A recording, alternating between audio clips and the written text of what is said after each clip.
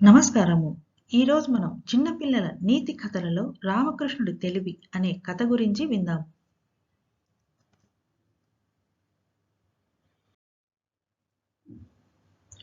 విజయనగర సామ్రాజ్యాధీశుడు శ్రీకృష్ణదేవరాయలకు ఒకరోజు రాత్రి ఒక వింత కల వచ్చింది. ఆ కలలో దీపాలతో అలంకరించిన ఒక అద్భుతమైన భవనం గాలిలో తేలుతూ కనిపించింది. దాని సౌందర్యాన్ని చూసి ముగ్ధుడైన రాయలు ఆ భవనాన్ని తనివితీరా చూస్తూ ఉండగానే కల చెదిరిపోయింది. మర్నాడు సభలో ఇదే విషయాన్ని ప్రస్తావించి, నా కల నిజం కావాలి, అలాంటి భవనాన్ని నిర్మించిన వారికి 1,00,000 వరహాలు బహుమానంగా ఇస్తాను అని ప్రకటించాడు. అది విన్న వారందరూ అలాంటి భవనాన్ని నిర్మించడం అసాధ్యమని తెలిసినా రాజుగారికి ఎదురు చెప్పలేక మౌనంగా ఉండిపోయారు. ఒకరోజు సభకు నెరిసిన గడ్డం, మాసిన దుస్తులతో కర్ర సహాయంతో నడుస్తూ వచ్చిన ఓ వృద్ధుడు, నాకు అన్యాయం జరిగింది, న్యాయం చేయండి మహారాజా అంటూ వేడుకున్నాడు. నీకు తప్పకుండా న్యాయం చేస్తాను, జరిగింది చెప్పు అన్నాడు రాయలు.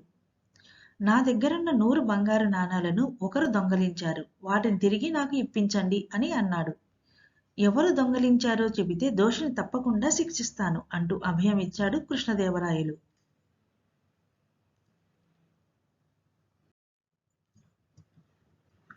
అయినా వృద్ధుడు తటపటాయించటం చూసి, నిజాన్ని నిర్భయముగా చెప్పు అని అన్నాడు. నా 100 బంగారు నాణాలను నిన్న రాత్రి కలలో మీరే దొంగలించారు అని అన్నాడు ఆ వృద్ధుడు.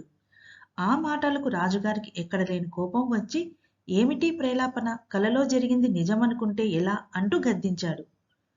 ఆ మాటలు విన్న వృద్ధుడు వెంటనే పెట్టుడు గడ్డాన్ని వేసుకున్న మాసిన బట్టలను తొలగించి చేతికర్రను పక్కన పెట్టి, క్షమించండి మహారాజా, మీ కలను నిజం చేయటం ఎంత కష్టమో నిరూపించటానికే ఇలా నాటకం ఆడాల్సి వచ్చింది అని అన్నాడు.